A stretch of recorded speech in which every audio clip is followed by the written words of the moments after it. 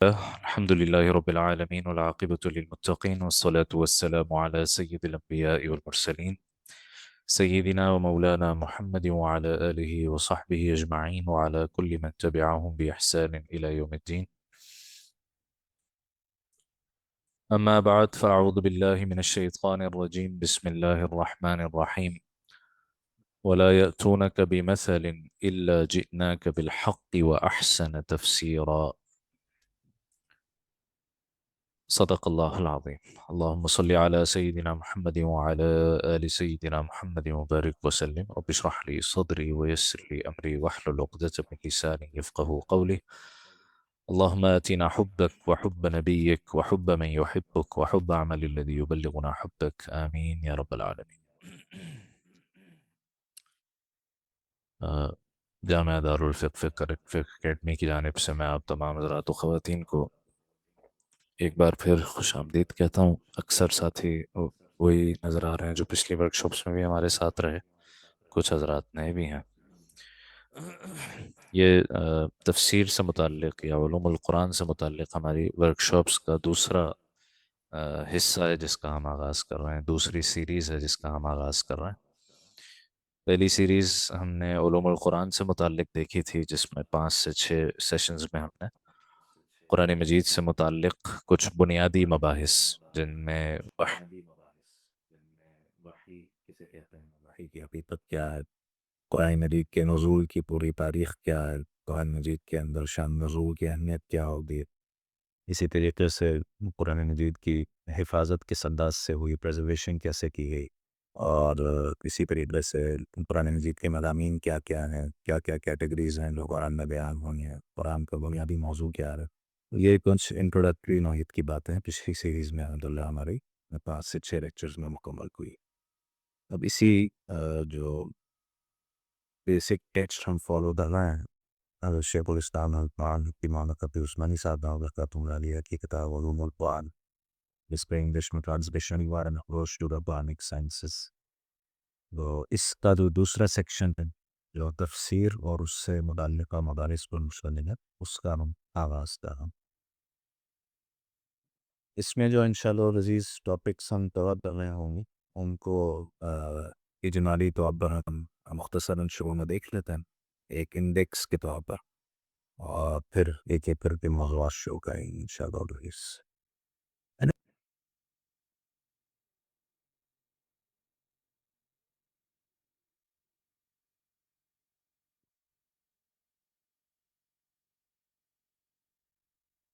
سب سے پہلے لفظ تفسیر پر انشاءاللہ آج ہم بات کریں گے، کیونکہ تفسیر کہتے کس لٹرلی تفسیر کے کیا معنی ہے، ٹرمینالوجیکلی تفسیر کے کیا معنی ہے، جب ایگزیجسس یا تفسیر کے معنی میں استعمال ہوتا ہے تو اس سے مراد کیا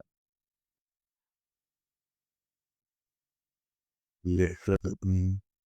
ایک ہم انشاءاللہ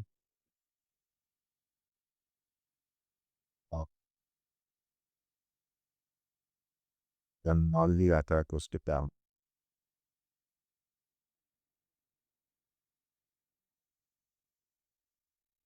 سورسز دیکھیں گے انشاءاللہ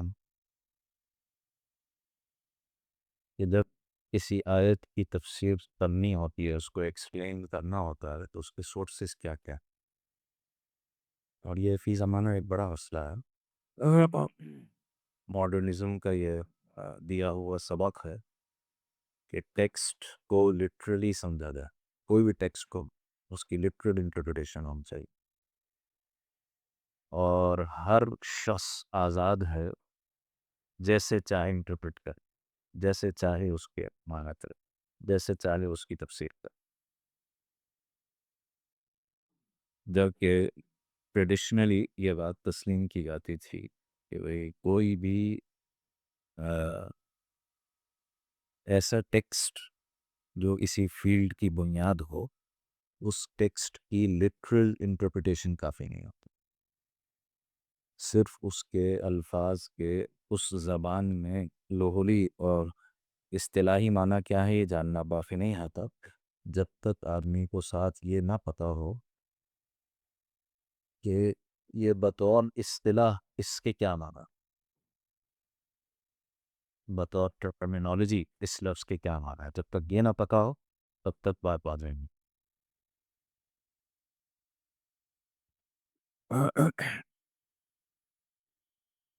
ایک محسب کے پاس کیا صرف ڈکشنری ایک سورس ہے تفسیر کرنے کا، یا کوئی اور سورسز بھی؟ یہ بھی پہچاننا اور جاننا بہت ضروری۔ وہ اب اس میں کہ دو طرح کے آپ کو سورس علم جو بعض ریلائبل ہیں، بعض ان ریلائبل، ان پر اعتماد نہیں کیا جا سکتا۔ وہ سورسز کیا ہیں انشاءاللہ ان کی ڈیٹیلز میں ہم دیں۔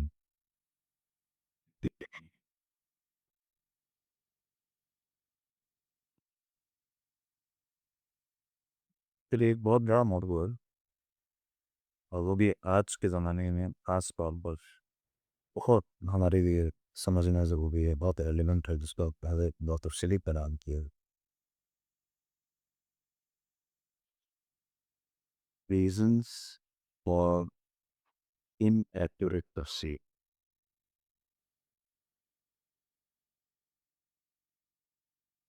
کیا اسباب جس کی وجہ سے تفسیر میں گمراہی حاصل؟ تفسیر کرتے ہو، تفسیر آنے کے قرآن کی تفسیر ہو رہی ہے، لیکن ہدایت کے بغیر گمراہی ہے۔ اس میں خود بخود یہ بات آ گئی کہ ان ایکوریٹ تفسیر ہو سکتی ہے، بعض لوگوں کو یہ ماننے کو ہی تیار نہیں ہو سکتی کہ غلط تفسیر لی ہو سکتی ہے۔ تو کیا کہتے ہیں قرآن ہے، قرآن سے جو کچھ بھی نکالیں گے تو اس کا ایکوریٹ ہوگا، وہ سب صحیح ہوگا، حالانکہ خود قرآن مجید بتا رہا ہے سورہ بقرہ میں ہی، وَيُضِلُّ بِهِ كَثِيرًا وَيَهْدِي بِهِ كَثِيرًا۔ اگرچہ اس میں اور تفسیری اقوال بھی ہیں، ایک اور یہ ہے کہ اس میں جو پروناؤن استعمال ہوا ہے، ہو ضمیر استعمال ہوئی ہے قرآن کے لیے، اللہ تعالیٰ اسی قرآن کے ذریعے بہت سوں کو گمراہ کرتے ہیں، اسی قرآن کے ذریعے بہت سوں کو ہدایت۔ تو قرآن کے ذریعے گمراہ ہونا اور گمراہ کرنا یہ نہ صرف پاسبل ہے بلکہ ہماری پوری تاریخ میں ہوتا ہے۔ دور صحابہ سے یہ گمراہی شروع ہو چکی تھی، خوارج میں جو سب سے پہلا فرقہ اسلام میں پیدا ہوا، اس نے اسی قرآن کو استعمال کر کے خود حضرت علی رضی اللہ تعالیٰ عنہ کی تکفیر کی، معاذ اللہ، اور وہ سارا فتنہ قرار دیا جو بعد میں خوارج کا فتنہ ہوا، اس کی سب سے بڑی مثال۔ تو وہ اسباب کیا ہیں، کیوں یہ غلط تفسیریں ہوں گا؟ وہ اسباب کو پہچاننا ضروری ہے تاکہ میں اور آپ ان پوڈ کھوز سے اور ان گمراہیوں کے اسباب سے اپنے آپ کو بچا سکیں۔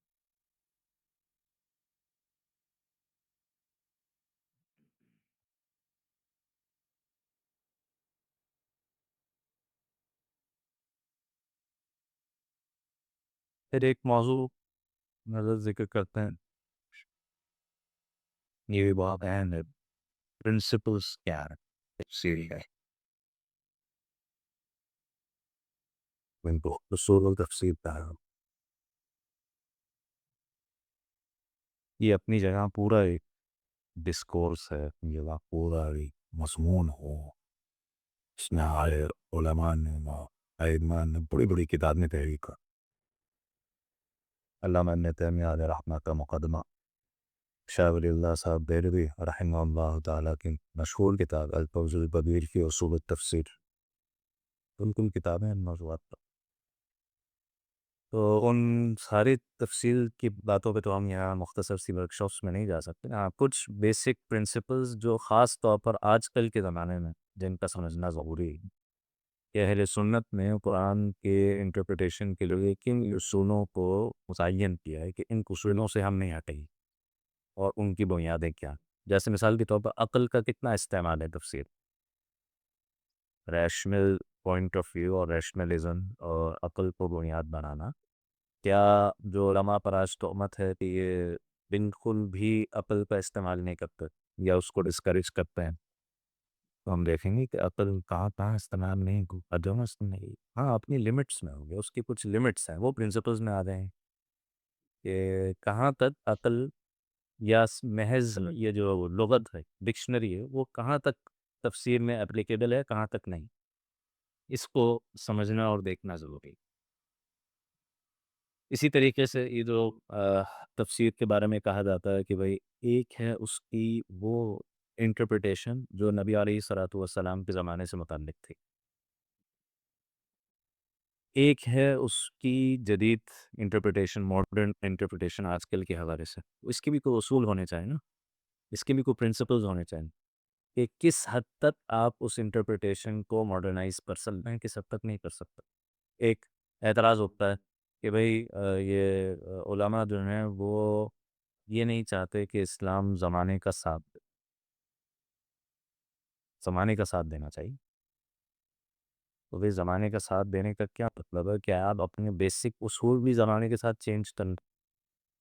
تو زمانے کے ساتھ دینے کا کیا مطلب ہوتا ہے تفسیر میں؟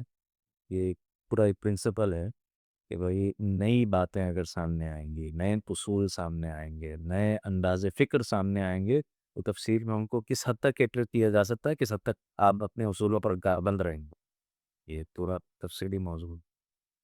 اسی طرح لنگوسٹک، یہ جو ہرمیونیوٹکس کا پورا سبجیکٹ ہے، لیکن جدید زمانے میں جس کو ہرمیونیوٹکس کہا جاتا ہے، کہ مثال کے طور پر قرآن مجید نے کوئی بات فرمائی، جیسے کسی کی زبان میں ہوگا کہ ایک لفظ کا ایک اصل مطلب ہوتا ہے، ایک اس کا میٹافوریکل مطلب ہوتا ہے.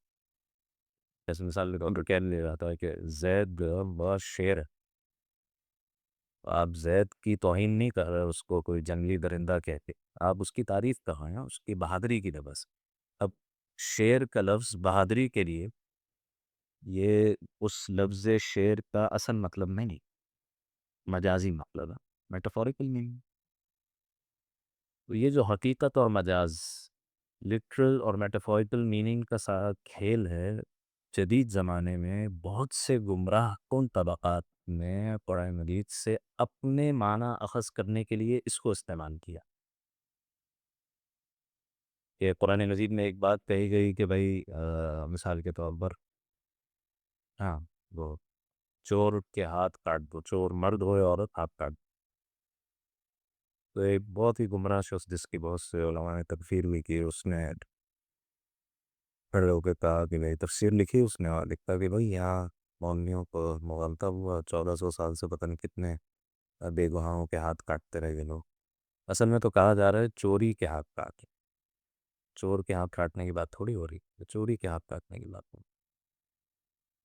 اور چور کے ہاتھ کاٹ دو کا مطلب یہ ہاتھ کاٹنا نہیں ہے. چور کے ہاتھ کاٹ دو سے مراد یہ ہے کہ جو لوگ معاشرے میں ظلم کرنے والے ہیں اور وسائل دولت پر قابض ہیں، ان سے وہ وسائل چھین لیے نا اور غربا میں تقسیم کر دیے نا. پورا سوشلسٹ نظریہ جو ہے نا، وہ یہ سارے سے برآمد کر کے اور کھیلا کہاں ہے اس اصول پہ کہ یہاں چور کے ہاتھ کاٹ دو سے مراد یہ والا ہاتھ کاٹنا نہیں، میٹافوریکل، مجازی. یعنی پورے قرآن کو مجازی بنا کے کوئی بھی چیز اپنی حقیقت پہ نہیں چھوڑ، اور پھر جو پوری تفسیر لکھی اور بلو خود بھی گمراہ ہوئے ایسے لوگ، اور پتہ نہیں کتنوں کو گمراہ کی.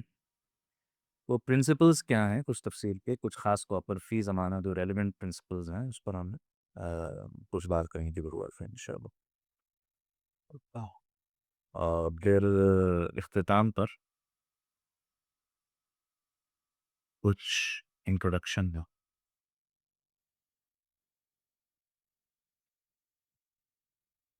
اس کا، تفاسیر کا، مشہور تفاسیر کیا کیا ہیں، اور مفسرین دور صحابہ میں مشہور مفسرین کون تھے، کہ تابعین میں مشہور مفسرین کون ہیں، اتباع تابعین میں کون تھے، کہ ہمارے زمانے سے قریب جو جن کو متاخرین بعد والے علماء کہا جاتا ہے، ان میں مفسرین کون ہیں. تو یہ ایک طرح سے ہمارا اسکوپ ہے اس سیریز کا. تو تقریباً اسی طرح 5-6 ورک شاپس یا شاید 7-8 ورک شاپس ہوگی، اس میں ہم انشاءاللہ ان موضوعات کو کور کرنے کی کوشش کریں.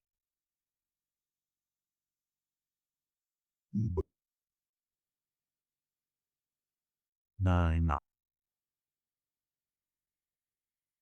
اس میں ابتدا میں ایک تو گزارش یہ ہے کہ انشاءاللہ اس کا مستقل اور آپ کا یہ جاری رہنے والا فائدہ اسی وقت ہوگا کہ جو سارے ورک شاپس میں اور ساری کلاس میں شرکت رہے. باقی انشاءاللہ ہم انداز یہ رکھنے کی کوشش کریں گے کہ یہ اسٹینڈ الون ہر ورک شاپ اپنی جگہ ایک مکمل موضوع، تو اگر آپ کے جاننے والوں میں دوست احباب میں کوئی ایسے ہوں جو آج شریک نہ ہو سکیں، تو یہ محسوس کر کے کہ بھئی پہلا سیشن تو مس ہو گیا، اب آگے کیا فائدہ؟ ایسا نہیں، انشاءاللہ ہر موضوع اپنی جگہ ایک اہمیت کا حامل ہے۔ یا کبھی آپ کو بھی کسی ایک سیشن میں نہ آ سکے تو پھر اس کے بعد اس کو چھوڑنے کی ضرورت نہیں، بلکہ جتنے سیشن لے سکیں انشاءاللہ اتنا اچھا۔ اسی طرح خواتین کے لیے گزارش یہ ہے کہ آپ کے کلاس روم کے آگے ایک ٹیبل کی طرف فیس رکھتا ہوا ایک کیمرہ ہے، جو سوالات کے لیے رکھا گیا ہے۔ جو سوالات پیدا ہوں یا سوالات کرنا چاہیں یا یہاں سے کوئی سوال کیا گیا اس کا رسپانس کرنا چاہیں تو ایک پرچے پر لکھ کر اس کو اس کیمرے کے نیچے رکھ دیں، تو انشاءاللہ آپ سے وہ ڈسپلے رہتا ہے۔ مانتا ہوں میرے کو بتاؤ کیا تفکیر ہوتا ہے؟ مفسرین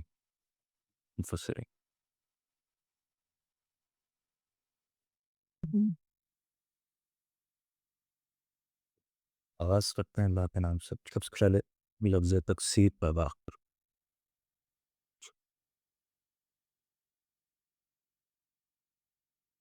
کسی بھی لفظ کو سمجھنے کے، جیسا پہلے عرض کیا گیا پچھلی سیریز میں بھی ہم اس بات کو 2 3 بار دیکھ چکے، کسی بھی لفظ کو سمجھنے کے 2 طریقے ہو۔ سب سے پہلے آپ ڈکشنری میں جاتے ہیں اور اس لفظ کے لٹرل میننگ دیکھتے ہیں، لوگ مطلب دیکھتے ہیں جو کیا ہے۔ تو لٹرلی تفصیل کا لفظ کس سے بنا ہے، لفظ کے معنی کیا ہے؟ 3 حروف سے مل کر بنا، فا سین را۔ عربی میں فسرن کہتے ہیں تو اوپن،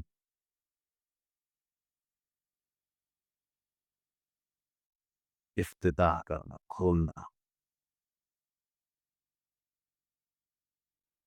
تو تفسیر میں بھی قرآن مجید کی آیات پہ کھولا نکلا کی تفصیل بیان کی جاتی ہے، اس کی شرح بیان کی جاتی ہے، اس کو ڈیپوڈ کیا جاتا ہے، اس کو ایکسپلین کیا جاتا ہے۔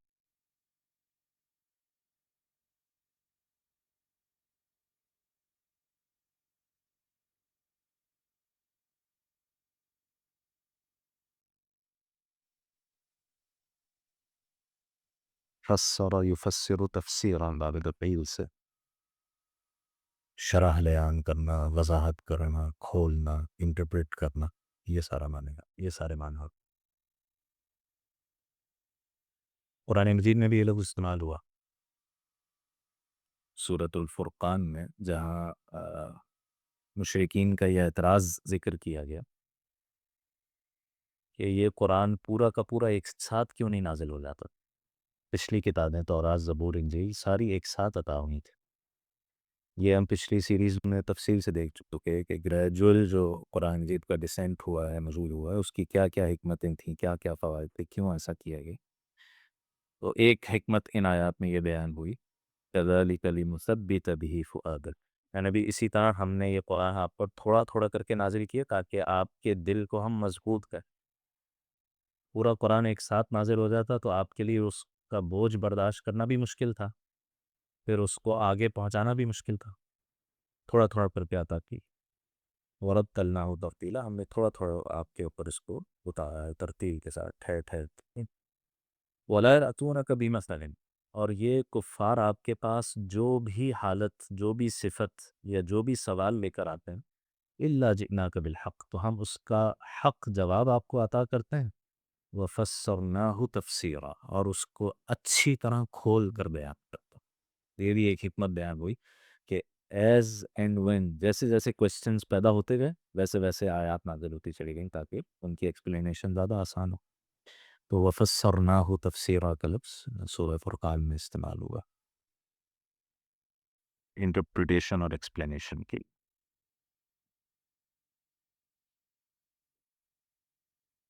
علم تفسیر میں یا فن تفسیر میں اصطلاحاً تفسیر کسے کہا جاتا،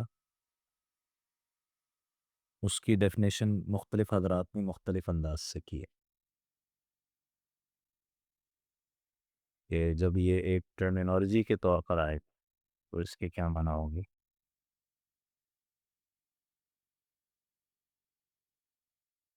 ایک اس تعریف اس طرح سے کی،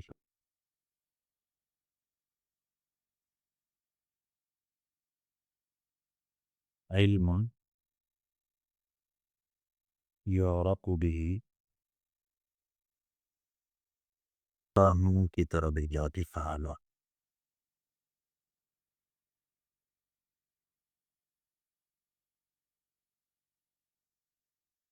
تنشتغل على حبيبه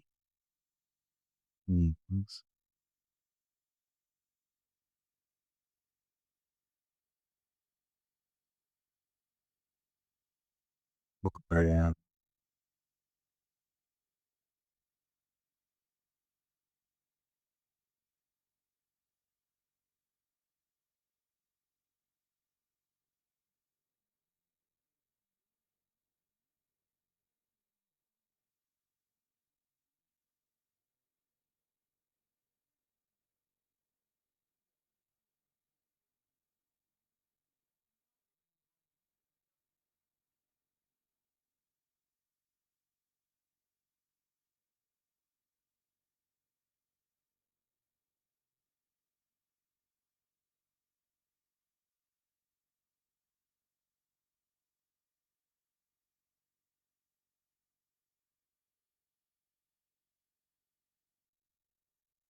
یہ جو تعریف ہے علامہ زرکشی علیہ الرحمن ان کتاب البرہان فی علوم القرآن، اس میں یہ تعریف نقل کی میں تفسیر کی.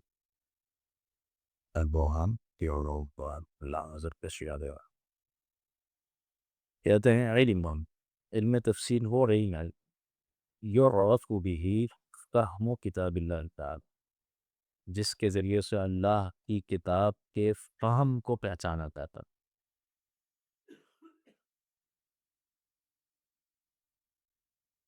یہ دو باتیں الگ ہیں. ایک ہے اللہ کی کتاب کا فہم، آدھی کتاب اللہ کی تاریخ المنزل علی نبی محمد صلی اللہ علیہ وسلم، وہ کتاب جو آپ صلی اللہ علیہ وسلم پر نازل ہوئی. اگلا لفظ دیکھیں، وہ بیان و معانی، اور اس کے معنی کا بیان. تو وہ پیچھے جو فہم تھا وہ کیا تھا؟ یہ باتیں لوگ آج کل نہیں سمجھتے کہ یہ دو چیزیں الگ. مثال کے طور پر ابھی کل ہی ایک تفسیر دی کلاس میں سورہ بروج کی آیت آئی وشاہدین و مشہود. اب عربی زبان میں شاہد کے کئی معنی. شہید یشہدو کا مطلب ہوتا ہے موجود ہوں، حاضر ہوں. ایک مطلب ہوتا ہے دیکھنا، مشاہدہ اسی سے. ایک مطلب ہوتا ہے گواہی دینا، شاہد گواہ کو کہتے ہیں شاہد گواہی. تو شاہد کا مطلب ہو گیا شاہد موجود یا دیکھنے میں کیا گواہ دو. مشہود جس کے پاس کوئی شخص حاضر ہو، جس کو دیکھا جائے یا جس پر گواہی دی جائے. تو قسم ہے یہ و شاہدین و مشہود، قسم ہے شاہد کی اور مشہود کی. اب شاہد اور مشہود کے لغوی مطلب ہمیں معلوم، لیکن یہاں سورۃ البروج میں شاہد سے کیا مراد، مشہود سے کیا مراد؟ اس میں آپ کو تین تفسیری اقوال ملیں گے. ایک قول ملے گا کہ شاہد سے مراد انسان ہے، مشہود سے مراد قیامت کا دن حاضر ہونے والا انسان، اور جس کے پاس حاضر ہوا جائے یعنی قیامت کا دن. ایک قول ہے کہ شاہد سے مراد جمعے کا دن ہے اور مشغول سے مراد عرفہ کا دن.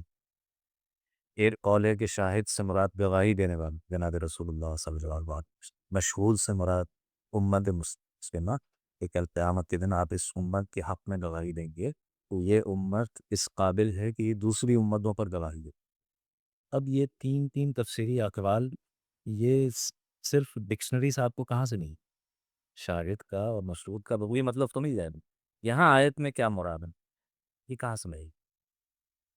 یہ وہ گڑبڑ ہے جو آج لوگ کرتے ہیں کہ نہیں قرآن تو بس ڈکشنری سے سوال. اور ایک ماڈرنسٹ آدمی ہے بہت ہی عجیب قسم کا نام میں بھی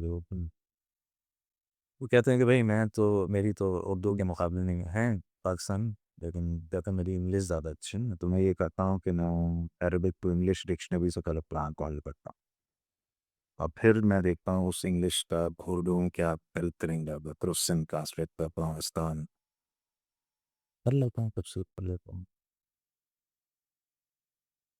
یہ وہ جہالتیں ہیں جو اس زمانے میں ہمیں دیکھنی پڑ یہ دو چیزیں الگ فہم و کتاب اللہ یہ اللہ کی کتاب کا فہم اور بیان و معنی ہی اس کے معنی وغیرہ یہ الگ چیز معنی دبران ڈکشنری سے ہو سکتا کام آپ کو پیچھے سے ملے گا کہیں سے بھی نہ کر وہ سورسز میں ہم دیکھیں گے واستخراج و احکام ہی اور اس میں سے کمانڈمنٹس کو ڈیرائیو کرنا ڈیریویشن آف کمانڈمنٹس کیا حلال ہے کیا حرام ہے کیا جائز ہے نہ کیا ناجائز ہے یہ کیسے ہوگا یہ بھی اس کے لیے بھی کوئی ٹریننگ چاہیے اس کے لیے آپ کو پرنسپلس چاہیے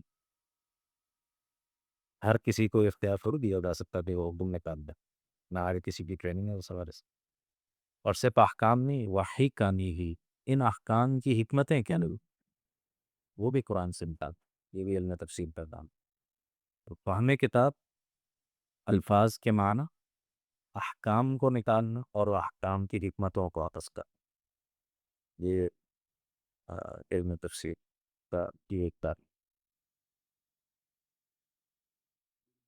جی جی تو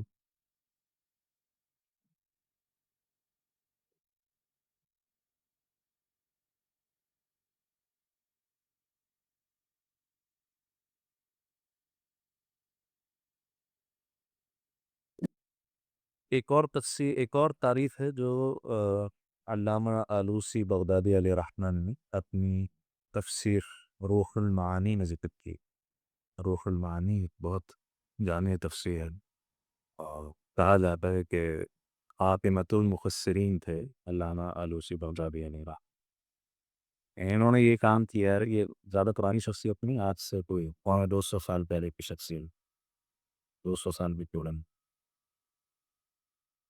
اس تفسیر میں انہوں نے پچھلی جتنی تفاسیر تھیں ایک طرح سے ان کا خلاصہ جمع کر دیا 30 جلدوں میں ہے اور تفصیلی ہے لیکن یوں کہا جا سکتا ہے کہ جتنا علمی ذخیرہ تفسیر میں ہمارے پاس موجود تھا وہ سارا خلاصتاً اس تفسیر میں جمع اور اب یہ بات تمام علماء کے ہاں متفق علیہ ہے کہ اب اگر تفسیر کے میدان میں کسی نے کوئی کام کرنا تو وہ روح المعانی کو بائی پاس کر کے نہیں ہو سکتا ایسی جان تفسیر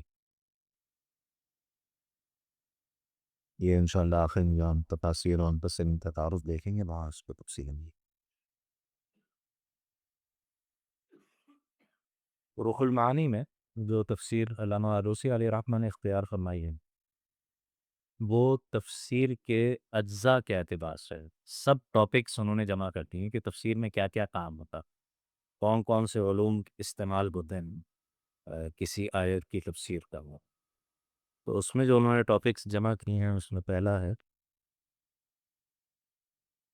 میتھڈز آف ڈیلیوری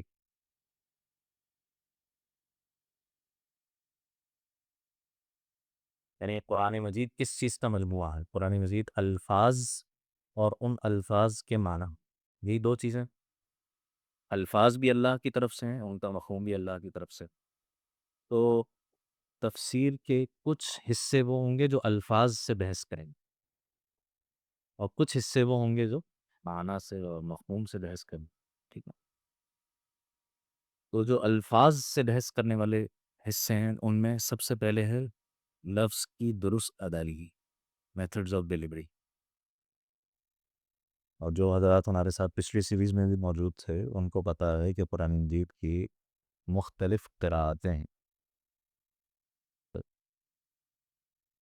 مالک یوم الدین بھی قرآن ہے اور ملک یوم الدین بھی قرآن ہے یہ مالک یوم الدین کی قراءت بھی نبی صلی اللہ علیہ وسلم سے ثابت ہے سند کے ساتھ ہم تک منقول ہے اور ملک یوم الدین کی قراءت بھی نبی علیہ السلام سے ہم تک ثابت ان جاءکم فاسق بنبأ فتبینوا یہ بھی نبی علیہ السلام سے ثابت ہے اور ان جاءکم فاسق بنبأ فتثبتوا یہ بھی قرآن میں نبی علیہ السلام سے ثابت ہے یہ جو قرآن ہے وہ بھی قرآن مختلف قرآتیں ہیں 7 قرآت 10 قرآت تو علم القراءہ یہ پورا کا پورا اس میں کور ہو جاتا. پھر ہر قرات کے اپنے تجوید کے اصول ہوتے ہیں. ہمارے یہاں ہم جس قرات میں قرآن پڑھتے ہیں یہ حفص عن عاصم کی روایت ہے. ٹھیک ہے؟ ہمارے یہاں ہندو پاک میں اور سعودی وغیرہ میں جو قرات چلتی ہے زیادہ معروف ہے. بلکہ ان کا کیا کہا جا سکتا ہے کہ جتنی قراتیں ہیں قرآن مجید کی ان میں سب سے زیادہ معروف اور سب سے زیادہ آ، مشہور کو یہی قرات ہے حفص عن عاصم کی. لیکن اور بہت ساری قرات ہیں. تو ہر ایک کے میتھڈز آف ڈیلیوری الگ ہوں، تجوید کے اصول الگ ہوں. جیسے والضحیٰ واللیل اذا سجا ہم پڑھتے ہیں، اسی طرح ایک قرات میں ہے والضحی واللیل اذا سجے، ہمالے کے ساتھ پڑھا جاتا ہے. جہاں الف مقصورہ آتا ہے وہ مجہول، جس کو ہم کہتے ہیں مجہول پڑھنا، تو بعض قراتوں میں مجہول ہی پڑھا جاتا ہے. تو اب وہ میتھڈز آف ڈیلیوری الگ الگ. ہر قرات کے اپنے اصول تجوید ہیں. ہم جو قاعدہ پڑھتے ہیں یا تجوید پڑھتے ہیں یا حفص عن عاصم کی قرات کے تجوید کے اصول، دیگر قراتوں میں یہ نہیں چلیں گے، وہاں ان کے اپنے الگ اصول. تو میتھڈز آف ڈیلیوری سب سے پہلے کوئی بھی آپ تفسیر پرانی تفاسیر میں سے اٹھائیں نا، یعنی شاقہ سالم اللہ کلیکشن ہے، تبری اٹھائیں، اور جناب تفسیر کبیر اٹھائیں، تفسیر منیر اٹھائیں، کوئی بھی پرانی تفاسیر میں سے اٹھائیں. سب سے پہلا سیکشن جو وہ قائم کرتے ہیں قرات کا سیکشن، اس آیت میں کون کون سی قرات نبی صلی اللہ علیہ وسلم سے ثابت ہے، مختلف الفاظ اور پھر ان الفاظ کے مختلف معنی، اس پر پھر بعد میں کلام. سب سے پہلی چیز ہوگی میتھڈز آف ڈیلیوری.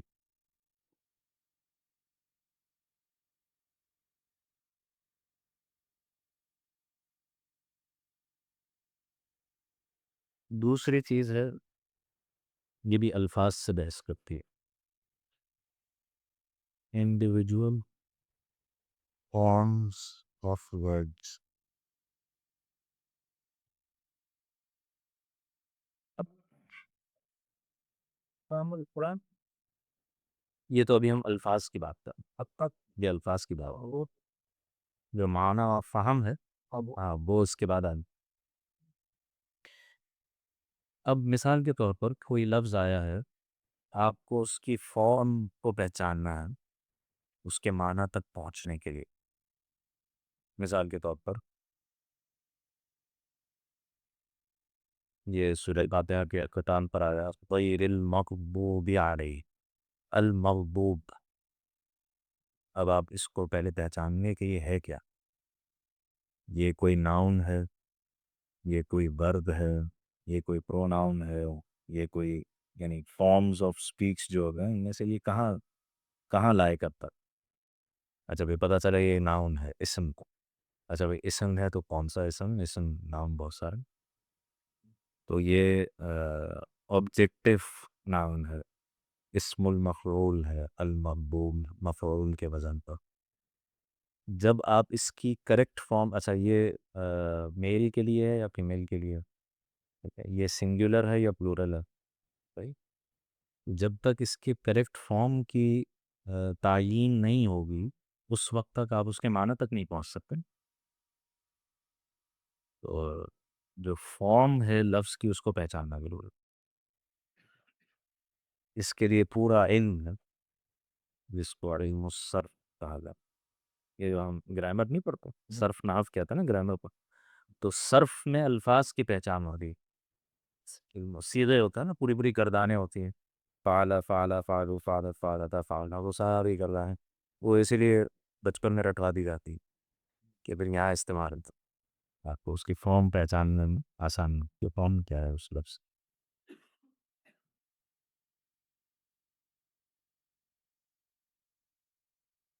جدید ہرمیونیٹکس میں اس کو ایٹیمالوجی کہا گیا، فیلڈ آف ایٹیمالوجی، علم الصرف، کنجوگیشن آف ورڈس، کیسے صیغے تبدیل ہوتا ہے. اب روٹ ورڈ ہے عین لام میم، اب اس سے بے شمار الفاظ بنتے چلے ہوں. علم بھی ہے، استعلام بھی ہے، اعلام بھی ہے، یعلمون بھی ہے، تعلم بھی ہے، اور بنتے چلے جائیں گے، کولیڈیشن ہوتی جائے گی، سیرے تبدیل ہوتے جائیں گے، نئے نئے معنی شامل ہوتے چلے گئے. اچھا، پھر قرآن مجید میں کوئی صرف انڈیویجول الفاظ تھوڑی ہیں، وہ الفاظ ایک سینٹینس اسٹرکچر میں جڑے ہوئے ہیں، جملے ہیں پورے خود آیتیں ہیں. تو کمپاؤنڈس آ جائیں گے.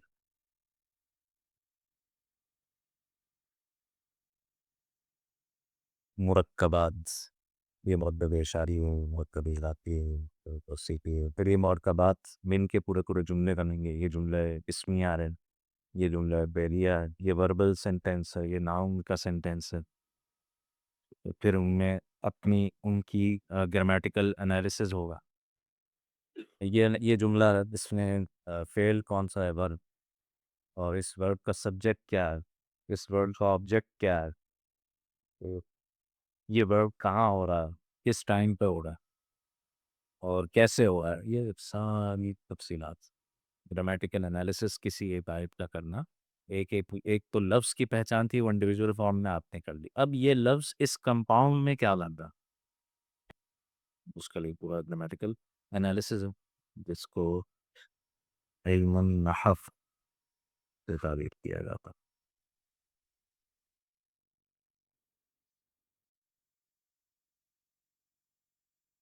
نہ، اس کو سائنس آف سنٹیکس کہا جاتا.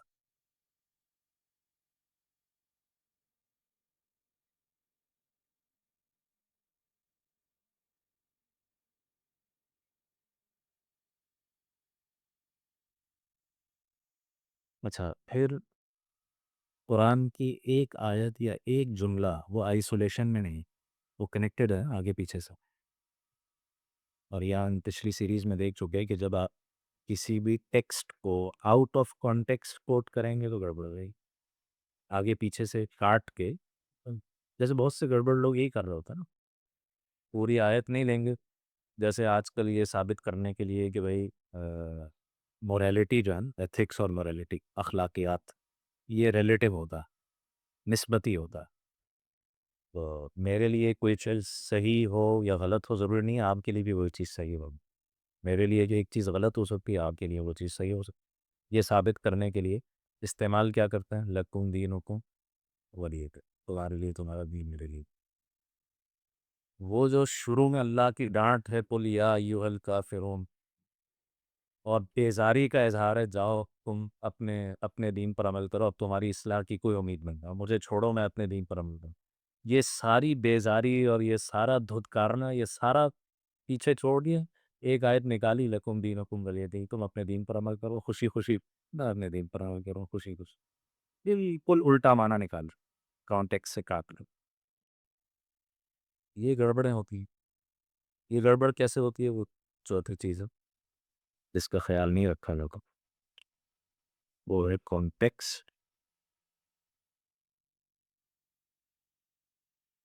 یا ٹی ٹیکس، بیک گراؤنڈ، و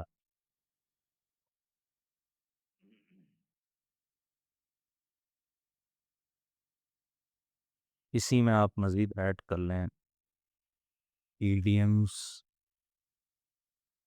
سیمیلیز، میٹافورز.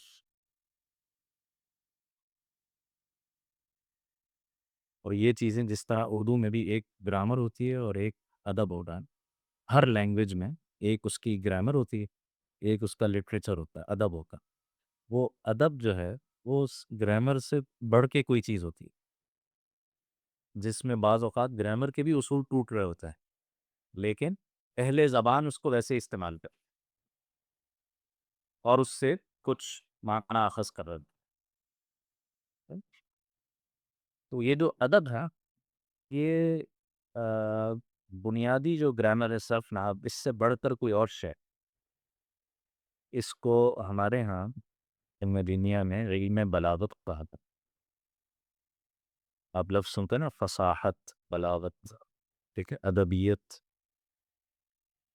یہ گرامر صرف گرامر نہیں ہوتی، یہ صرف گرامر رٹ کے آدمی کو یہ نہیں آتا، یہ اہل زبان کی صحبت سے آتی۔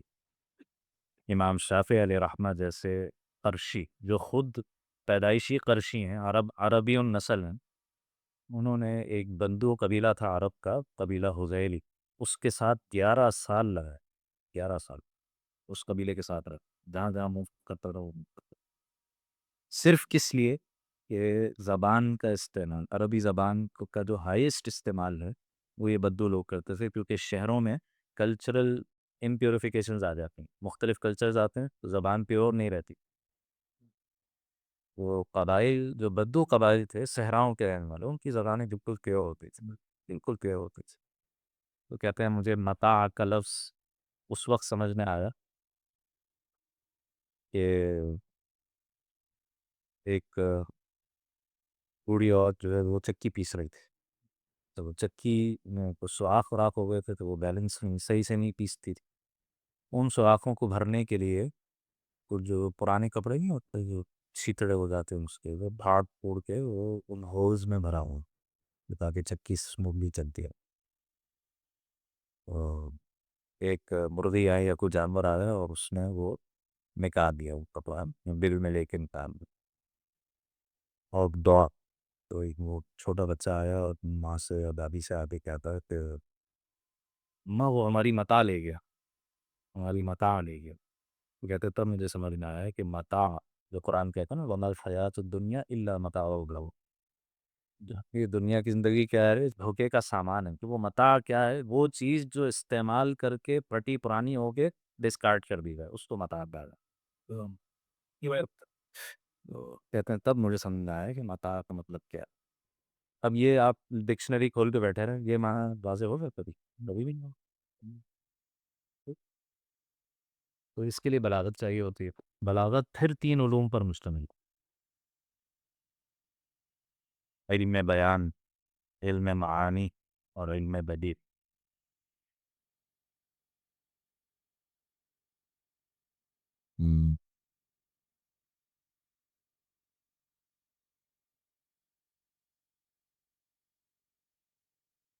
اچھا، پھر یہ جو بیک گراؤنڈ ہے، یہ بیک گراؤنڈ آپ کو کہاں سے پتہ چلے گا کہ بیٹی اس آیت کا پس منظر کیا تھا، کن حالات میں یہ آیت نازل ہوئی؟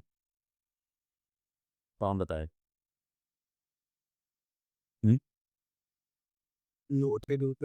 ہاں، تو اس کا کون کون موجود تھے؟ آپ صلی اللہ علیہ وسلم اور صحابہ اکرام۔ اقوال، یہ اقوال کہاں رپورٹ ہوا؟ علم حدیث صحیح، علم حدیث۔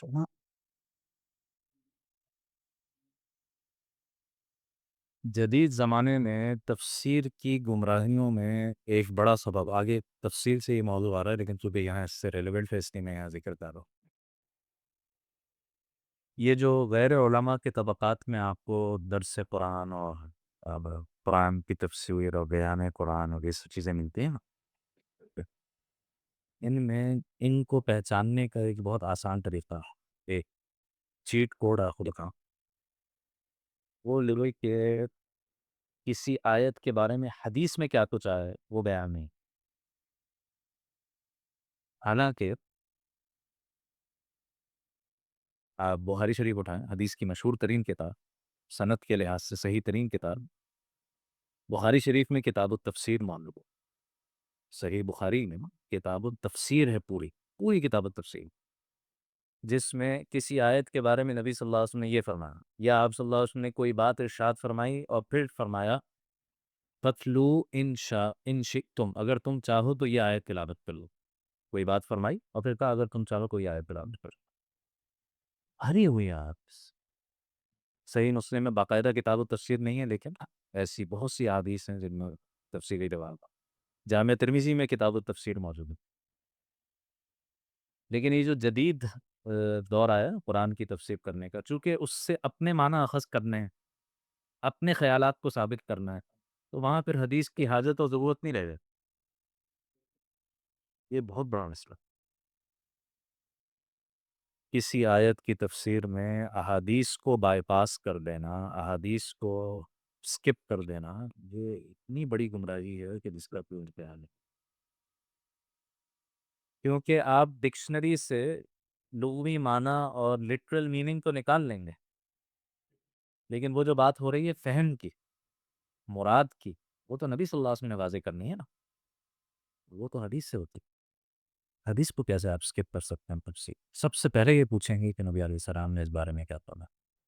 اچھا، پھر آپ صلی اللہ علیہ وسلم کی بات صحابہ کرام جو جن کے سامنے قرآن نازل ہو رہا ہے وہ بتائیں، تابعین قاعدہ ان کے شاگرد کو، تو یہ پوری نریشن سن چاہیے۔ سر نبی علیہ الصلوۃ والسلام کے آسان ہے وہ حدیث ہے جی جی حدیث سے آپ نے کون ہوگا جی، ایسے ہی حدیث سے ہی، بالکل حدیث سے ہی ہوں۔ حدیث کو اسکپ کر دے کوئی خدا نخواستہ تفسیر میں، حدیث کو چھوڑ دے تو گمراہی پیدا ہوگی۔ کیا شک؟ بدیع جی، بدیع، بیان معنی بدیع۔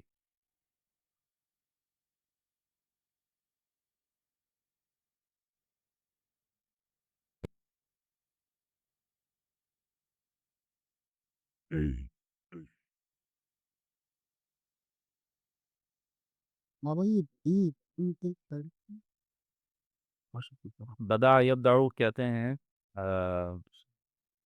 کسی شے کو ایجاد کرنا۔ جو بدیع السماوات والارض، اللہ تعالیٰ آسمان و زمین کے موجد ہیں، تو کلام میں خوبصورتی پیدا کرنے کے لیے نئے نئے اسلوب اختیار کرتا، جیسے شاعری وغیرہ میں نئے نئے اسالیب استعمال ہوتے ہیں، تو یہ گرامر سے آگے کی چیز ہوتا ہے۔ معنی جو ہے وہ نحو کا ہی اگلا فیز ہے، اور بیان میں پھر لغوی اور اصطلاحی مباحث ہو۔ اچھا جی، تو ہم کہاں پہ؟ ہاں، درمیان میں ایک بات رہ گئی، وہ یہ کہ یہاں تک نہیں، یہاں تک نہیں، اور یہ نہ یہ ساری بحث الفاظ کی ہو رہی تھی،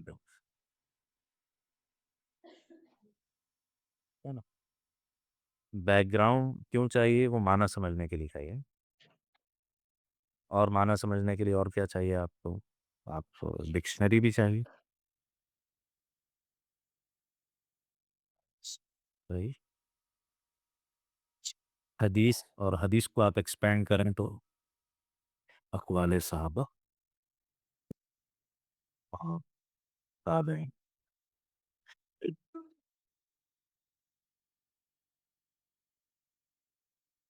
اور پھر نمبر 6 آخری چیز،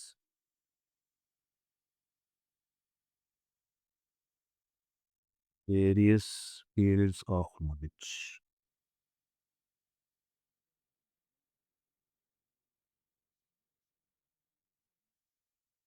جیسے جو آیات کمانڈمنٹس پر مشتمل ہیں، فقہی احکام پر مشتمل، ان کے لیے آپ کو علم فقہ کی ضرورت ہے، پرنسپلز آف جورسپروڈنس، اصول فقہ کی ضرورت ہے۔ جو آیات مثال کے طور پر بحث کر رہی ہیں تاریخ سے، وہ تو تاریخی روایات اس کے لیے چاہیں۔ اب مثال کے طور پر قرآن مجید میں ذکر آیا قوم عاد کا، بھئی آپ ان کے بارے میں تفصیل معلوم کرنے کے لیے کہاں ہے، آپ ہسٹوریکل ریکارڈ ہیں۔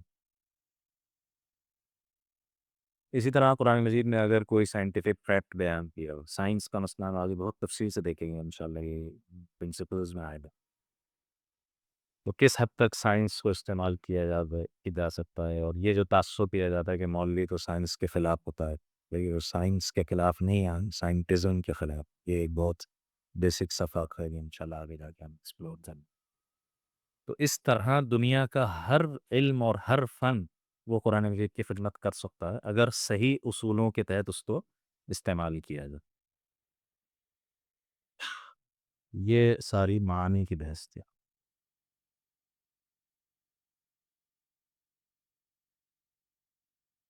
اور جیسے قرآن مجید نے کہا وفی انفسکم،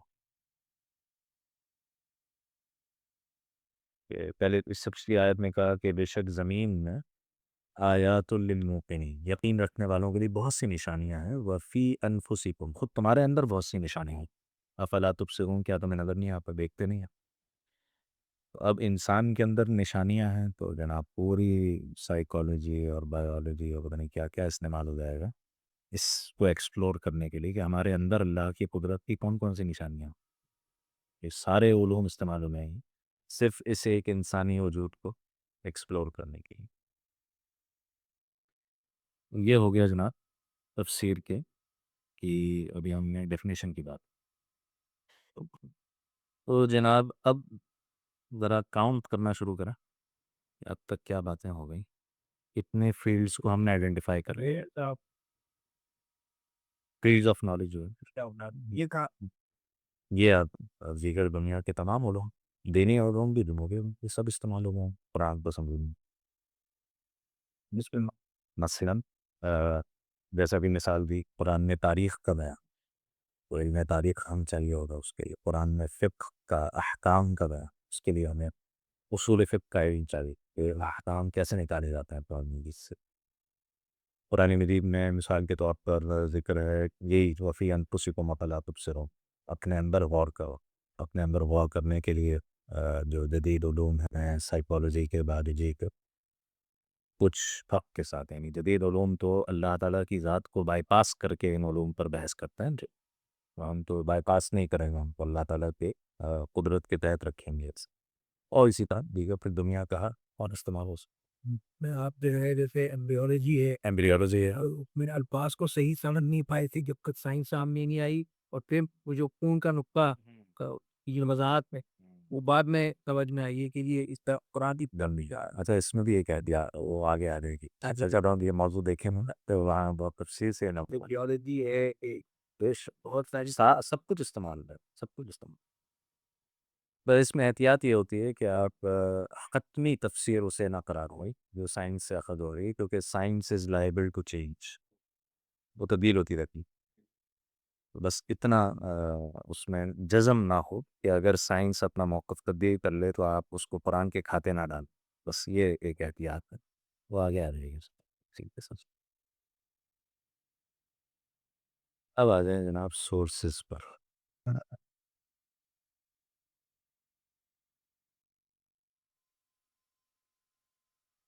اچھا ایک چیز رہ گئی سورسز سے پہلے، کاؤنٹ کر لیں ذرا درمیان میں کیا کیا ذکر ہوا، علم قرآت ذکر ہوا، تجوید ذکر ہوا، صرف ذکر ہوا، نحو ذکر ہوا، بلاغت کے تینوں شعبے تھے،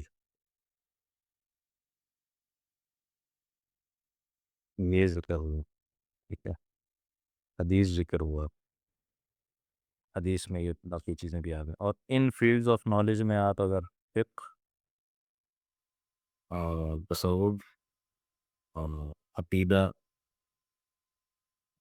تاریخ اور جتنے دیگر دینی علوم ہیں ان کو بھی شمار کر لیں تو یہ کوئی بارہ تو یہ ہے۔ اچھا لفظ میں ایک اور چیز جو دیگر حضرات نے شمار کی ہے اس کو بھی شمار کرنی، وہ ہے لاجک، منطق، علم منطق، میجر پریمس مائنر پریمس، اس سے ایک نتیجہ اخذ کرنا، پریمسز بنا کر اور اس سے نتائج نکالنا، تو یہ بھی علم منطق ابھی بھی ہمارے یہاں مدارس میں پڑھا ہوا ہے یہاں پر، اسی لیے کہ وہ قرآن مجید سے لاجیکل انفرنس کے لیے، ڈیڈکشن کے لیے استعمال، اس کو بھی استعمال کرنا ہے۔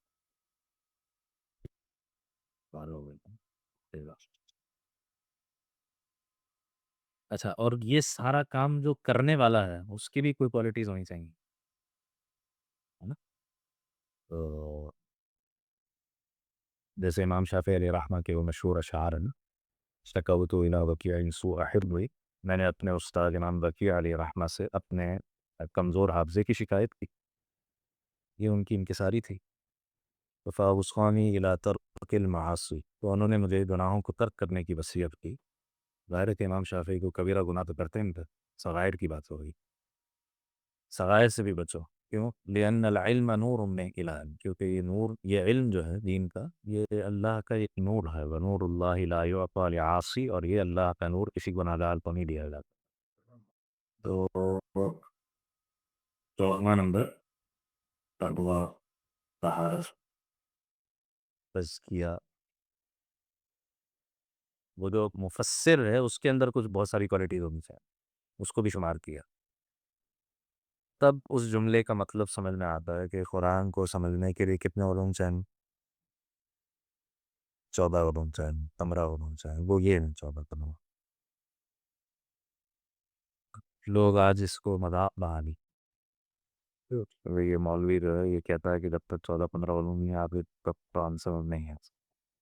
وہ یہ تو دیکھو ترجمہ پڑھنے سے بھی روکتا ہے. وہ بھائی وہ جو 14 15 علوم کی ذکر کر رہا ہے وہ ترجمہ کرنے والے کے لیے ذکر کر رہا ہے، ترجمہ پڑھنے والے کے لیے تھوڑی ذکر کر رہا ہے. ترجمہ تو میں نے اور عامی کے لیے ترجمہ کیا جاتا ہے نا.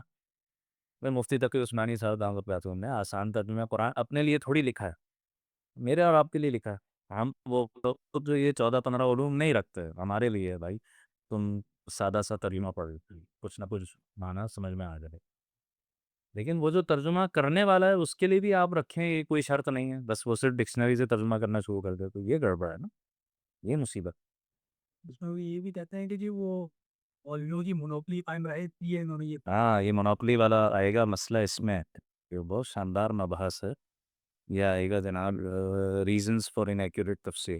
اس میں جب یہ کہا جاتا ہے کہ بھئی اس کے لیے یہ 15 علوم چاہیے، تو اس پر ایک اعتراض یہ کیا جاتا ہے کہ یہ تو خود تم قرآن کی مخاطب کر رہے ہو.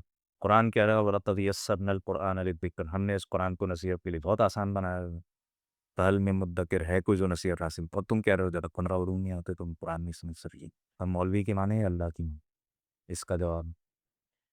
پھر جناب ہم نے اشتہار چلایا تھا اس ورکشاپ کا، اس میں بھی یہ پاپل فیریسی لکھی تھی کہ بھئی یہ تو مولوی لوگ چاہتے ہیں کہ ان کی قرآن پر ایسے ہی منوپلی ہو جیسے پوپ کی منوپلی بائبل کے اوپر ہوتی ہے. اب پوپ کیا چیز ہے اور اسلام کے علماء کیا تصور ہے، زمین آسمان سے بھی زیادہ بفقت. وہ یہ بات وہی شخص کہہ سکتا ہے جس کو نہ پوپ کا پتہ کہ وہ کیا چیز ہے اور اس کو کیا کیا اختیارات دیے گئے. کبھی صرف انسائکلوپیڈیا بریٹانیکا کھول کے پڑھ لیں کہ پوپ کے اختیارات کیا ہیں، بس آپ نے آ کے پڑھی. اس طرح کا کام ہمارے ہاں آج تک کسی کی مجال نہیں ہوئی کہ وہ کلیم کرے کہ میں یہ سارے کام کر سکتا. یعنی وہ انبیاء کی طرح معمور سمجھا جاتا ہے، معمور من اللہ.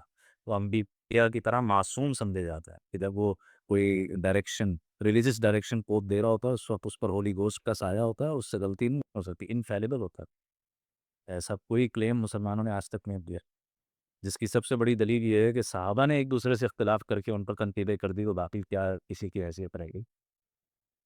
تو یہ سارے کے سارے بس اعتراض ہی ہیں، صرف بغض کا اظہار نہیں رہی، حقیقت سے انکار ہوتا. وہ آگے چلو اس پہ بہت تفصیلی کلام ہو جائے گا اگلی دفعہ انشاءاللہ عزیز. تو اب آ جائیں نا، ٹائم کم رہ گیا. ایک مفسر کے سامنے جب کوئی آیت آتی ہے تو وہ اہل سنت میں کیا طریقہ ہے کہ کسی تفسیر کیسے کی ہے، اس کو کیسے اپروچ کیا گیا. ابھی ہم کہہ رہے تھے نا کہ صرف ڈکشنری کافی نہیں، ڈکشنری بھی ایک سورس ہے لیکن واحد سورس نہیں. اور یہ جو ہم سورسز دیکھ رہے ہیں یہ سورسز اپنی سیکوینس میں بھی ضروری ہیں. یعنی نہ صرف یہ کہ یہ سورسز ہیں بلکہ جس سیکوینس میں ہمارے سامنے آ رہے ہیں وہ سیکوینس اور ترتیب بھی ضروری ہے.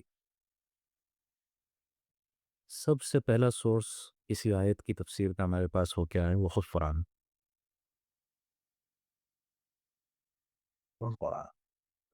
قرآن اپنی وضاحت بہت سے مقامات پر خود کرتا ہے. قرآن مجید میں اگر کسی آیت کی وضاحت نہیں ہے تو پھر کہاں جائیں گے؟ حدیث کی طرف جائیں گے. بالکل نہیں. حدیث سے ابھی فی الوقت کا مراد لے رہے ہیں نبی صلی اللہ علیہ وسلم کے فرمودات. آپ صلی اللہ علیہ وسلم کا کوئی فرمان اگر کسی آیت کے بارے میں ہمیں نہ لگے تو پھر کمپینینس کی طرف جائیں، صحابہ کی طرف جائیں.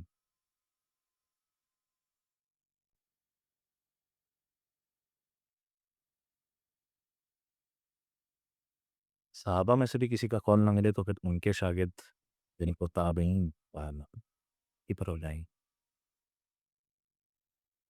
سر بات یہ ہے کہ ارے جب نقل کرتے ہیں تعبیر جی، تو ادھر سے میں بولا کب تعبیر کہاں سے عقل کر تابعین صحابہ اکرام سے بعض اوقات صحابہ کا ذکر کیے بغیر ان کی طرف نسبت کیے بغیر بتا رہے ہیں، جیسے بعض صحابہ نبی صلی اللہ علیہ وسلم کا نام لیے بغیر کوئی آیت کی تفسیر کر رہے ہیں، تو ظاہر ہے وہ پاسبل ہی نہیں ہے کہ وہ آپ صلی اللہ علیہ وسلم سے نہ سنی ہو۔ اسی طریقے سے بعض تابعین بھی صحابہ اکرام کے نام ذکر کیے بغیر کہ ہم نے فلاں صحابی سے سنا قرآن کی تفسیر بیان کر رہا ہو۔ اچھا، اور یہ وہ ٹائم پیریڈ ہے جس کے بارے میں نبی صلی اللہ علیہ وسلم نے خیر کی گواہی دی ہوئی ہے نا، خیر القرون قرنی ثم الذین یلونہم ثم الذین۔ تو یہاں پر بھی ہم احتیاط کرتے ہیں، یعنی جب حدیث کی بات آئے گی، صحابہ کے اقوال کی بات آئے گی اور تابعین کے اقوال کی بات آئے گی، تو جو اصول حدیث ہے جس میں یہ طے ہوتا ہے کہ بھئی سند چیک کی جاتی ہے، کون سی روایت صحیح درجے کی ہے، کون سی حسن درجے کی ہے، کون سی ضعیف درجے کی ہے، کون سی روایت ہی نہیں موضوع ہے۔ پھر یہ کہ ضعیف روایت کہاں استعمال ہو سکتی ہے، کہاں نہیں ہو سکتی، یہ سارے پرنسپلز آف حدیث، اصول حدیث یہاں استعمال ہیں، ٹھیک، ان اقوال سے جب ہم ڈیل کرنا۔ 5ویں نمبر پر آتی ہے ڈکشنری۔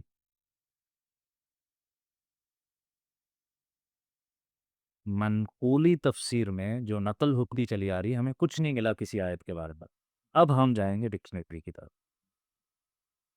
اور پھر اس میں بحث آئے گی لٹرل میننگ، میٹافریکل میننگ، اور جناب یہ حقیقی مطلب لینا ہے، مجازی مطلب لینا ہے برابر۔ دل پاک کی جب تو آپ کی بنائی ہوئی ڈکشنری اس میں ڈکشنری، ہاں ڈکشنری سے مراد یہاں پر کیا ہے؟ سب سے پہلے یہ دیکھا جاتا ہے کہ جس زمانے میں قرآن نازل ہو رہا تھا اس زمانے میں اس لفظ کا استعمال کیا تھا، وہ کہاں سے پتہ چلے؟ شاعری اس زمانے کی لٹریچر سے، اس میں شاعری سب سے بڑا جو ہمارے پاس سورس ہے، زمانہ جاہلیت کی شاعری،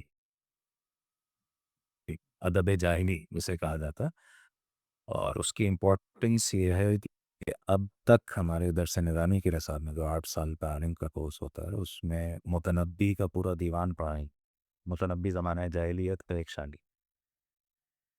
سبع معلقہ کے شعراء کا کلام پڑھا ہے۔ سبع معلقہ کے شعراء وہ ہیں جو 7 بڑے بڑے شاعر، وہ مینا میں حج کے سیزن میں جو پورے عرب کا مشاعرہ ہوتا تھا، اس میں جس کا کلام سب سے زیادہ لوگ پسند کرتے تھے، اس کو سب تعظیماً سجدہ کرتے تھے، اس کے کلام کو ایک پرچے پر لکھ کر کعبے کی دیوار پر لٹکا دیا جاتا تھا اگلے حج تک۔ ایسے جو 7 بڑے بڑے شعراء ہیں ان کا کلام پڑھایا جاتا ہے آج تک۔ کیوں پڑھایا جاتا؟ اس کے مضامین کی وجہ سے تو نہیں پڑھایا جاتا، وہ مضامین تو سارے وہی ہیں، اس قاسپی کے مضامین ہیں یا جنگ و جہاد، جنگ و جدل کے مضامین ہیں، وہ مضامین سے دلچسپی تھوڑی، وہ الفاظ پہ کیونکہ آپ کوئی بھی میں نے عرض کیا نا قدیم عربی تفسیر اٹھا کر دیکھیں، کوئی بھی جب وہ معنی پر آئیں گے تو سب سے پہلا استدلال شاعری سے ہوگا، کسی نہ کسی شاعر کا کلام ہے، شاعر کا کلام قرآن میں کیا کرا، وہ قرآن کی تفسیر کرنے کے لیے نہیں ہے، وہ بتانے کے لیے کہ یہ لفظ اہل عرب ایسے استعمال کرتے ہیں، اس کے لیے اس زمانے کی جاہلی ادب کو استعمال کیا جاتا، ٹھیک ہے۔ اور ڈکشنریز بھی تو ایسے ہی بنتی ہیں، یعنی ڈکشنری کیا ہے؟ اہل زبان اس لفظ کو کیسے استعمال ہوگا، تو وہ بھی ظاہر ہے کہ لیکسیکل میننگ اسی طرح فارم ہوتا ہے، پھر ان میں وقت کے ساتھ ساتھ تبدیلی آ رہی ہوتی ہے، ٹھیک ہے؟ تو پیچھے جانا پڑتا ہے کہ جس زمانے میں قرآن نازل ہو رہا تھا اس زمانے میں اس لفظ کے کو اہل عرب کیسے استعمال کرو، پھر اس کے لیے زیادہ تر استدلال اس زمانے کے ادب سے جی، ڈکشنریز بے شمار ہیں، جس میں ایسی بھی ڈکشنریز ہیں جس میں وقت کے ساتھ اس لفظ میں کیا ایولیوشن ہوئی ہے وہ بھی ذکر کرتا ہے، شروع میں یہ ایسے تھا، پھر بعد میں فلاں کے اثرات سے اس میں یہ معنی شامل ہو گئے، پھر فلاں بھی پورا ایک پوری ایک دنیا ہے یہ، اور پھر ساتھ میں ظاہر ہے کہ ریزن اور انٹلیکٹ، عقل،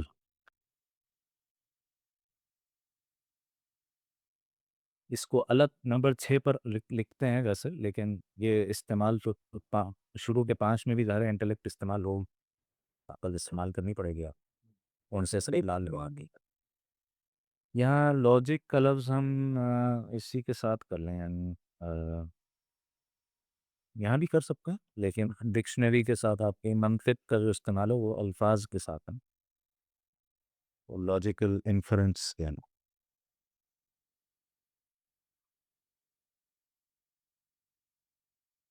جو اہل سنت کے اس منہج کو جدید ماڈرن انداز فکر سے چیز جدا کرتی ہے، ممتاز کرتی ہے، وہ ہے یہ سیکوینس۔ ہم اس سیکوینس کے پابند ہیں۔ لغت اور ڈکشنری اور لاجیکل انفرنس کا کوئی ایسا استعمال نہیں ہو رہا جو پچھلے چار سے ٹکرائے، یہ اصول۔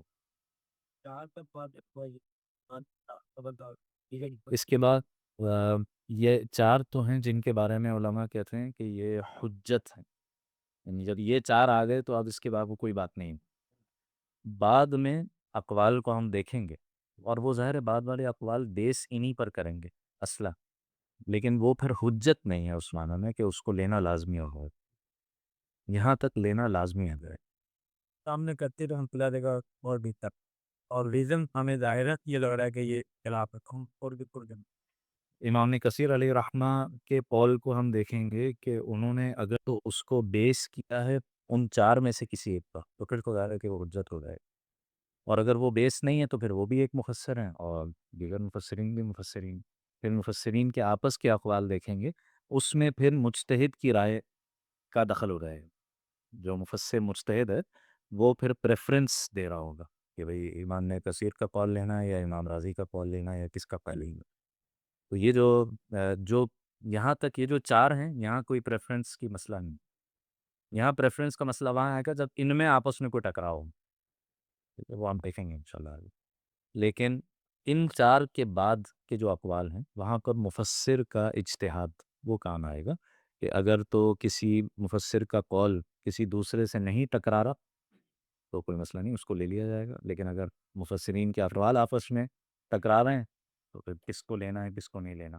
یا یہ بھی ہو سکتا ہے کہ موجودہ زمانے کی مصلحت اس قول کو نہ لینے میں، اس کو بھی دیکھا جا سکتا ہے، لیکن یہ بہت بار یہ جو مصلحت والا ٹاپک ہے نا یہ بہت خطرناک ہے، کیونکہ لوگ مصلحت کا نام لے کے بہت کچھ گڑبڑیں کرتے ہیں۔ پھر مقاصد شریعت کا پورا موضوع جو ہے آج کل وہ مصلحت کا ہے بنیادی بیسیکلی، تو یہ کوئی بہت ہی سالڈ قسم کا مجتہد ہو تو وہ مصلحت کی رعایت کر سکتا ہے، تو نہ لوگ گڑبڑ کرتے ہیں اس میں۔ اب قرآن مجید اپنی وضاحت کیسے کرتا ہے؟ تو تین طریقوں سے کرتا ہے۔ سب سے پہلے تو ایک جگہ کوئی چیز بہت مختصر، بہت مبہم، ٹھیک ہے، اور اشارتاً ہوئی، تو ایک جگہ مثال کے طور پر کوئی اشارہ آیا اور دوسری جگہ اس کی تفصیلات، بہت سی مثالیں ہیں اس کی، جیسے صراط الذین انعمت علیہم، اے اللہ ان لوگوں کا رستہ دکھائیے جن پر آپ نے انعام کیا۔ اب یہ لوگ کون ہیں؟ تو ہمیں کہیں اور جانے کی ضرورت نہیں ہے، خود قرآن نے بتا دی، سورہ نساء آیت نمبر 69 میں بتا دیا کہ مع الذین انعم اللہ علیہم من النبیین والصدیقین والشہداء والصالحین، خود قرآن ہی بتا دی انعام یافتہ لوگ کون ہیں، منعم علیہم کون ہیں، خود قرآن میں وضاحت کر دی۔ اس کی بہت سی مثال۔ دوسرا طریقہ کانٹیکسٹ، خود قرآن کی اپنی آیات کا کانٹیکسٹ وہ غلط تفسیر کی راہ میں رکاوٹ بن جائے، صحیح؟ جیسے وہی یہ جو چور کے ہاتھ کاٹنے والی مثال آئی تھی، اب یہ جو اللہ تعالیٰ فرما رہے ہیں السارق والسارقۃ فاقطعوا ایدیہما، چور مرد ہو یا عورت ہاتھ کاٹ دو، آگے بھی کچھ ہے نا، تو اس کو آپ مجاز کی طرف، میٹافوریکل میننگ کی طرف، چوری کے ہاتھ کاٹ دو یا سرمایہ دار سے اس کے وسائل چھین لو، اس طرف نہیں لے جا سکتے۔ کیوں نہیں لے جا سکتے؟ آگے الفاظ کیا ہیں؟ جزاء بما کسبا، یہ جزا ہے اس کی جو انہوں نے کمایا، نکالا من اللہ، اللہ کی طرف سے عبرت ناک سزا ہے۔ اب یہ عبرت ناک سزا ہاتھ کاٹنے میں نہیں ہے، چوری کے ہاتھ کاٹنے میں عبرتناک سزا نہیں، چور کے ہاتھ کاٹنے میں عبرتناک سزا۔ تو خود قرآن مجید کا کانٹیکسٹ اپنی وضاحت میں حفاظت کر رہا ہوں۔ یہ جو ہے سورہ احزاب یا نساء النبی، نبی صلی اللہ علیہ وسلم کی ازواج مطہرات سے خطاب ہے نا، 6 احکام دیے گئے۔ فلا تخضعن بالقول، جب نانحرم سے بات کرنی پڑے تو آواز میں نرمی پیدا نہ کریں۔ جو ایک بیوی کا انداز اپنے شوہر سے ہوتا ہے وہ انداز نانحرم سے نہیں ہونا چاہیے کہ تو کرتا ہو۔ دوسرا فرمایا وقرن فی بیوتکن، اپنے گھروں میں کہا پڑھو۔ تیسرا کہا ولا تبرجن تبرج الجاہلیت الاولى، زمانہ جاہلیت کی طرح اپنی زینت کا اظہار کرتی مت کرو۔ کہہ دیا جاتا ہے کہ بھئی یہ تو ہو رہا ہے ازواج مطہرات، یہ تو صرف انہی کے لیے ہے، باقی امت کے لیے تو نہیں ہے۔ تو ہم کہتے ہیں یہاں پر آ کر کیوں رک جاتے ہیں؟ تو ایسا اور آگے پڑھیے، ابھی احکام کا سلسلہ مکمل نہیں ہو۔ چوتھا حکم یہ واقم الصلاۃ، نماز قائم کر۔ پانچواں حکم یہ واطین الزکوٰۃ، زکوٰۃ ادا کرو۔ چھٹا حکم یہ واطعن اللہ رسول، اللہ اس کے رسول کی اطاعت کرو۔ کیا یہ 3 احکام بھی صرف ازواج مطہرات پہ ہی؟ آپ کے پاس کیا بیسز ہے یہ انفر کرنے کی کہ شروع کے 3 تو صرف ازواج مطہرات کے لیے ہیں، آخری کے 3 سب کے لیے ہیں؟ بھئی یا تو 6 کے 6 ان کے لیے ہیں، تو بقیہ عورتیں نماز پڑھنا چھوڑ دیں، زکوٰۃ دینا چھوڑ دیں، اللہ رسول کی اطاعت چھوڑ دیں۔ اور اگر یہ آخری 3 بھی سب امت کی عورتوں کے لیے ہیں تو پھر پہلے 3 کیوں ان کے لیے نہیں؟ تو خود کانٹیکسٹ حفاظت کر رہا ہے قرآن کی کہ بھئی یہ 6 کے 6 احکام ساری امت کی، ازواج مطہرات سے خطاب ہے کیونکہ وہ رول ماڈلز ہیں۔ ایسا تو قرآن میں کتنی دفعہ ہے، نبی صلی اللہ علیہ وسلم سے خطاب کر کے کچھ کہا گیا تو کیا وہ صرف آپ کے لیے؟ نہیں، پوری امت کے لیے۔ تو تو یہ کانٹیکسٹ سے خود قرآن اپنے معنی واضح کر رہا ہو۔ تیسرا ہے تھوڑا سا ٹیکنیکل لیکن ہے تھوڑا سا دلچسپ، اس لیے دیکھ لیتا ہوں۔ وہ ہے قرأت۔ ایک قرأت میں اگر ایک سے زیادہ معنی کا امکان ہوتا ہے تو دوسری قرأت آ کے اس کو متعین کر دیتی۔ اس کو مثال سے سمجھیں گے انشاءاللہ۔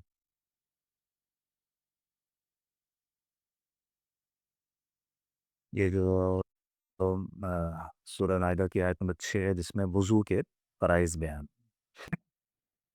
جب تم نماز کے لیے کھڑے ہو تو کیا کیا کرو؟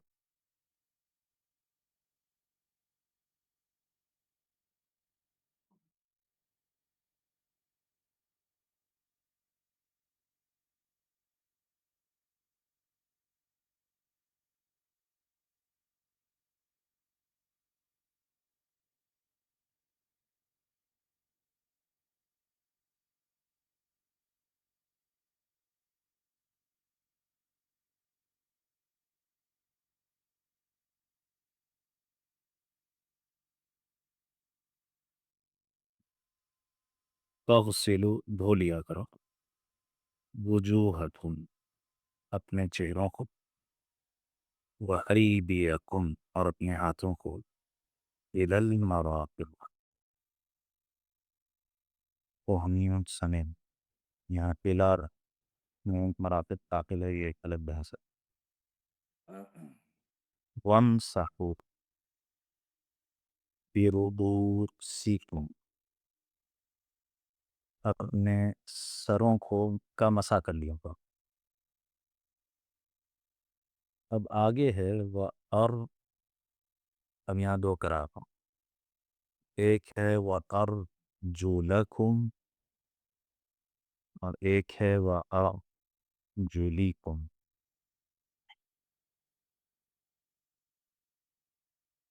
ہمارے یہاں حفص کی قرأت میں ہے وَأَرْجُلَکُم إِلَى الْكَعْبَيْن، ٹخنوں تک پیروں کو۔ اب یہاں 2 قرأتوں سے 2 الگ الگ معنی۔ پیروں کو دھویا جائے گا یا مسح کیا جائے گا؟ یہ مسئلہ۔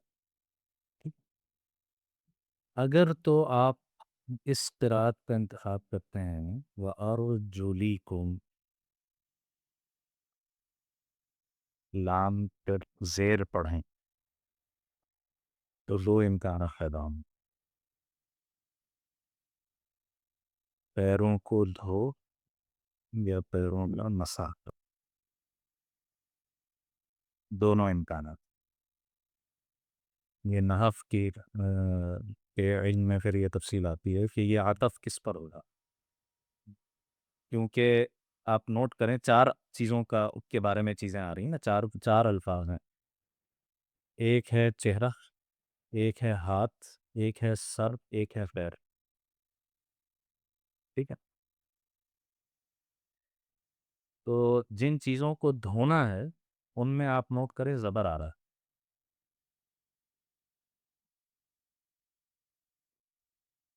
اور جس کا مسح کرنا ہے اس میں با کی وجہ سے زیر آ رہی۔ اب اگر زیر پڑھیں تو یہ مسح والا معنی تو ہے ہی ہے، لیکن دھونے والا معنی بھی ہو سکتا ہے، چونکہ نحو میں یہ قاعدہ ہے کہ فَغْسِلُوا کا اثر ارجلکم، یہ اگر چونکہ لفظ بہت دور ہے، درمیان میں اور بہت سارے الفاظ میں، تو بعض اوقات جو یہ اعراب ہوتے ہیں، زیر زبر ہوتے ہیں، یہ اپنے قریبی لفظ کو فالو کر رہے ہو، لیکن معنی اصل سے وہ پیچھے جڑا ہوا، تو اس لیے اس میں دھونے کا معنی بھی پایا جا سکتا ہے اور مسح کرنے کا معنی بھی پایا جا سکتا ہے، لیکن یہ جو ہماری حفظ کی قرأت ہے اس نے آ کے متعین کر دیا جب زبر ہے تو اب زبر میں صرف ایک امکان ہے، اور زبر میں امکان ہے صرف دھونے کا۔ اچھا، ہم دوسری قرأت بھی قرآن ہے تو اس کا بھی انکار نہیں کرتے، پیروں پر مسح کی گنجائش ہے، کس صورت میں؟ مسح علی الخفین کا مسئلہ، موضوع پر مسح کا مسئلہ، کس قسم کے موضوع پر ہو سکتا ہے، کس پر نہیں ہو سکتا، یہ پھر الگ پوری بحث ہے۔ تو اگر مسح والا معنی لیا جائے تو اس سے مراد اس کی وضاحت حدیث سے ہو جائے گی کہ اس سے مراد موضوع پر مسح، اور فقہ حناف کے نزدیک خاص قسم کے موضوع جہاں پر چمڑے کے موضوع ہوتا ہے، اور ویسے دھونے کا معنی تو عام حالات میں دھوئے جائیں گے، لیکن اگر سردیاں ہیں تو اس میں جو مسافر ہے اس کو 3 دن تک اجازت ہے، وہ خاص قسم کے موضوع پر مسح کر سکتا ہے، اور جو مقیم ہے اس کو 1 دن تک اجازت ہے کہ وہ ان موضوعوں پر مسح کر سکتا، دھونے کی ضرورت نہیں رہے گی، تو یہ دونوں معنی کی رعایت ہوگی۔ سر یہ اگر کاؤنٹ جانا ہوا تو یہ سوات ابھی 1 ہفتہ پہلے ہوا، الحمدللہ یہاں آپ نے بڑی اچھی وجہ کہ ہمیں تو اسپیلر نہیں تھا، تو وہ تو یہی بات کر رہا تھا جو آپ کر رہے ہیں پہلے پیشے کے، جی، وہ اس اہل تشیع اسی سے استدلال کرتے ہیں، وہ صرف پیروں کا مسح کرتے ہیں۔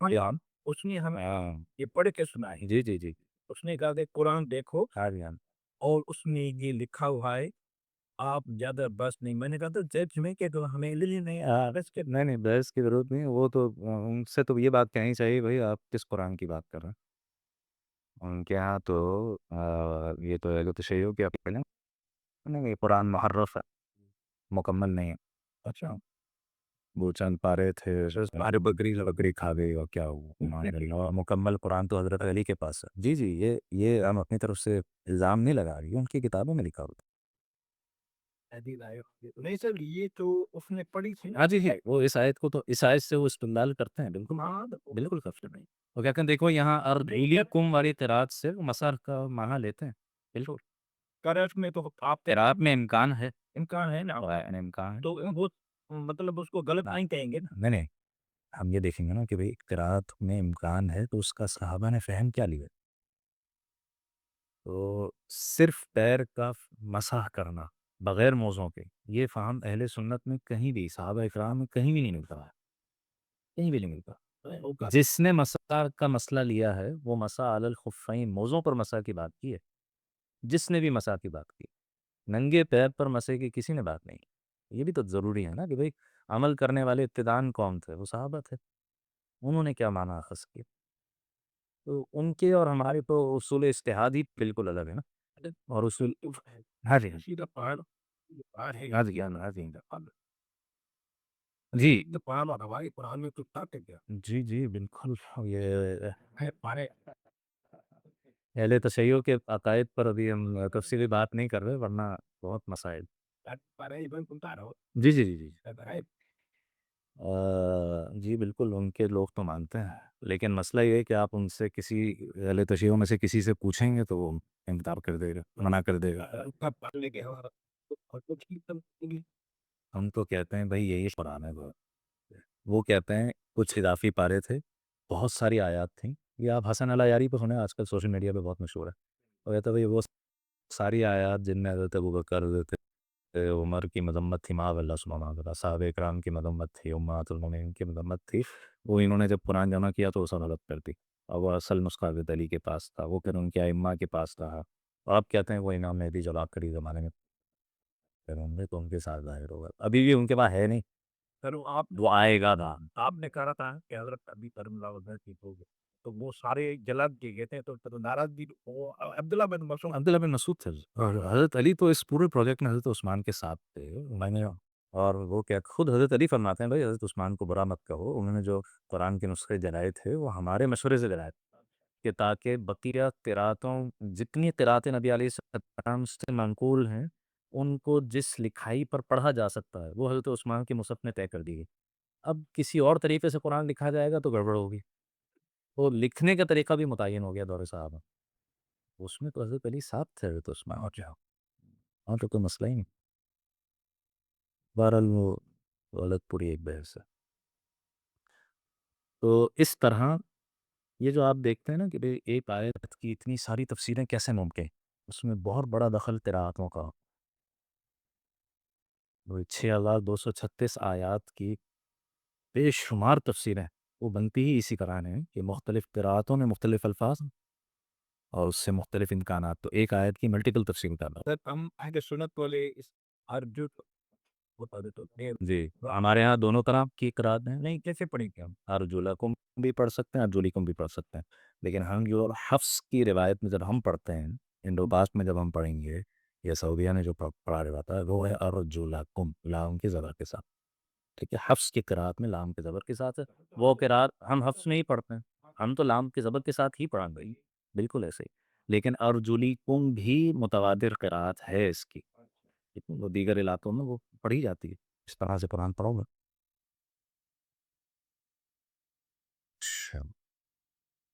دان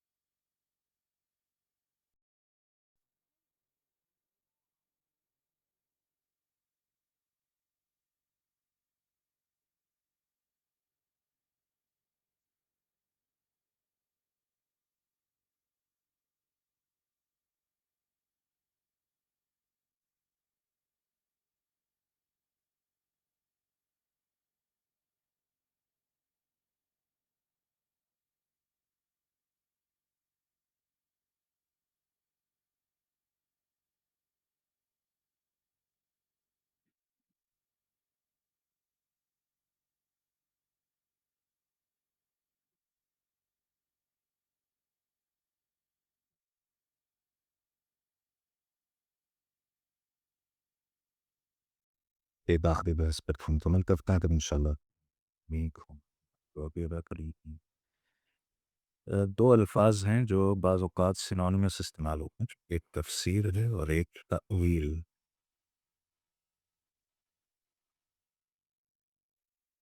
بعض حضرات نے کچھ فرق بھی بیان کی ہیں، لیکن حضرت شیخ الاسلام صاحب آخر میں مفہوم یہ بیان آتے ہیں کہ ضابط ہم معنی الفاظ ہیں ایک دوسرے کی جگہ استعمال ہوئے۔ سیدنا عبداللہ ابن عباس رضی اللہ تعالیٰ عنہ، آخر میں جب ہم مفسرین کا تعارف دیکھیں گے تو حضرت کے لیے زندگی کا کچھ تفصیل دیکھیں گے، ابن عباس رضی اللہ تعالیٰ عنہ کا مفسرین میں بہت اونچا مقام، بلکہ ان کو امام المفسرین کہا جاتا۔ اور اس کی وجہ نبی صلی اللہ علیہ وسلم کی ایک دعا ہے جو آپ نے ان کو دی تھی. وہ بھی بڑا ایمان افروز واقعہ ہے کہ چونکہ آپ صلی اللہ علیہ وسلم حضرت ابن عباس رضی اللہ تعالیٰ عنہ کے چچا بھائی بھی ہیں، اور آپ صلی اللہ علیہ وسلم حضرت ابن عباس کے خالو بھی، یعنی حضرت ابن عباس کی جو خالہ تھیں سیدہ میمونہ رضی اللہ تعالیٰ عنہ، تو نبی صلی اللہ علیہ وسلم کی روزہ مکرمہ تو خالو بھی ہوئے اور چچا بھائی بھی ہوئے. وہ اکثر آپ کے گھر رات گزارا کرتے تھے. حضرت میمونہ کے گھر جب آپ کی باری ہوتی تھی تو ابن عباس رضی اللہ تعالیٰ عنہ رات گزارا کرتے تھے. رات کے معمولات بیان کرتے ہوئے فرماتے ہیں ایک رات آپ صلی اللہ علیہ وسلم بیدار ہوئے، میں وہاں کے لیے وضو کے پانی پر اور مسواک وغیرہ رکھنے کا اہتمام کیا. پھر آپ نماز کے لیے کھڑے ہوئے تو میں آپ کے ساتھ کھڑا ہو گیا آپ کے پیچھے بان طرف. تو آپ نے مجھے اپنے دائیں طرف کیا اور اپنے برابر کھڑا کیا. میں تو پیچھے ہٹ گیا. پھر آپ مجھے آگے کی طرف تھے، میں پیچھے ہٹا. 2-3 دفعہ ہوا. نماز کے بعد آپ نے مجھ سے کہا میں تمہیں اپنے برابر کھڑا کرتا ہوں، تم پیچھے ہو جا. کیا وجہ؟ رسول اللہ آپ کے برابر کھڑے ہونے کا تو میرا مقام نہیں. عمر میں بھی بہت چھوٹے تھے، 8-9 سال کی عمر ہوگی، اور دائرے کے مقامی مرتبے کے لحاظ سے آپ علیہ صلاحت والسلام سے اتنے خوش ہوئے ان کے اس جواب سے، اور جو پوری خدمت کی تھی وضو اور مسواک لا کر دینا باقی سب چیزیں. کیا آپ نے دعا دی؟ اللہم فقہہ فی الدین، اللہ اس کو دین کی گہری سمجھ عطا فرما. فقاہت عطا فرما، علم میں سمجھ، جو علم سے بھی اگلا مرحلہ. وعلمہ التأویل، اور اس کو علم تأویل عطا فرما، جو علم تفسیر ہی کا دوسرا. تو پتہ یہ چلا کہ تفسیر صرف الفاظ اور ان کے لغوی معنی سے علیحدہ کوئی چیز ہے جس کی دعا نبی علیہ السلام ابن عباس کو دے رہے ہیں. اگر صرف معنی ہی تھے تو پھر اس کی ضرورت نہیں تھی اس دعا کی. معنی تو ہر کسی کو پتہ چل جائیں گے، ڈکشنری جو دیکھے گا اس کو معنی پتہ چل جائے گا. کچھ اور ہے جو جس کی دعا دی ہے آپ علیہ السلام نے باقاعدہ، جس کی وجہ سے عبداللہ ابن مسعود رضی اللہ تعالیٰ عنہ جو خود مفسرین کی جماعت کے امام کہلاتے ہیں، وہ کہتے ہیں حضرت ابن عباس کے بارے میں ترجمان القرآن ہے، قرآن کے ترجمہ. حبر هذه الامہ، حبر جو ہے یہود کے علماء کے لیے اصطلاح استعمال ہوتی ہے، احبار جس کی جمع قرآن میں آئی. حبر هذه الامہ، اس امت کے حبر. بحر العلم، علم کے سمندر. یہ سارے القابات صحابہ نے دیے ہیں حضرت ابن عباس کو. وہ کیسے بنے ہیں؟ وہ نبی علیہ السلام کی اس دعا سے. اس میں تفسیر کے لیے تاویل کا لفظ بھی استعمال ہوا. باقی جو سورسز ہیں اس پر ہم انشاءاللہ اگلی دفعہ تفصیلی بات کریں گے. حدیث کے بارے میں حضرت نے یہاں عربیت کی بات کی ہے کہ جو لوگ اعتراض کرتے ہیں کہ حدیث جو ہے وہ اوتھینٹک نہیں ہے. اوتھینٹسٹی آف حدیثی عرب پورا ایک پورا موضوع پر کیوں حجت ہے اور کیسے محفوظ ہے، اور جتنے اس پر اعتراضات کرتے ہیں اس کا جواب. تو یہ اس کتاب کا بھی اصل موضوع نہیں ہے، ہماری ورکشاپ کا بھی اصل موضوع نہیں، لیکن اس کو ہم تھوڑا بہت ٹچ کر لیں گے انشاءاللہ. اور اصل ہمیں اس پر بات کرنی ہے. یہ جو آج کے زمانے کا ایک مسئلہ ہے کہ بس لٹرل میننگ لے کے اور پھر انٹرپریٹیشن اپنی خود کرنی. تو ہندوستان میں یہ مسئلہ جو ماڈرن دور میں شروع ہوا وہ سر سید اس کے بانی، تو انہوں نے کس طرح اس میں ریورنٹ کی، اور پھر ان کی بھی پوری ایک سند ہے جو آج تک چل رہی کہ بھی شاگردوں پہ شاگرد اور ان پر دعا سلسلہ جو آج تک یہی کام کر رہا. اس کو پھر انشاءاللہ بھائی زندگی رہی تو اگلی دفعہ آپ کو دیکھیں گے انشاءاللہ. یہ رہا آپ پر نہیں آئی تھی نا تو وہ ہمارے شیخ ہیں آجین تو وہ ہمیں وہ نصیحت کر رہا تھا تو میں ان سے کچھ ایسے سوالات پتا تو وہ کہہ رہے تھے کہ بھائی یہ تو بہت اچھی سوچ فکر ہے کہ طوالہ شرعوں پہ قدم بھائی وہ بدے ہیں پاکستان میں چوک آج ان کے بیانات یا اس کے کہنے پر نہیں بھی میں آپ کو یہ نصیحت کرتا ہوں. وہ نے بتایا تھا گاندھی اور ایک عورت ڈاکٹر پرکاش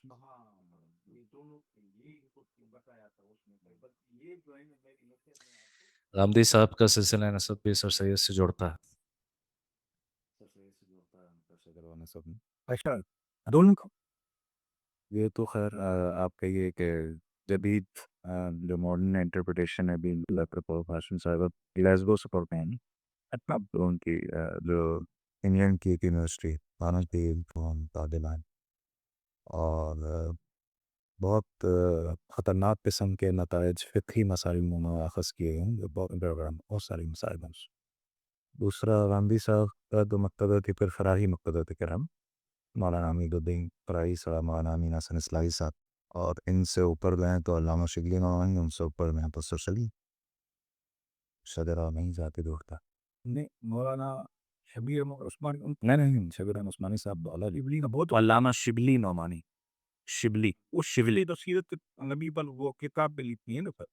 لیکن آپ اس کتاب میں دیکھیں نا مسائل میں تو وہ کتاب میرے پاس پڑھی نہیں پڑھ رہا ہوں اس میں بہت مسائل اللہ خیر کر باتیں جی.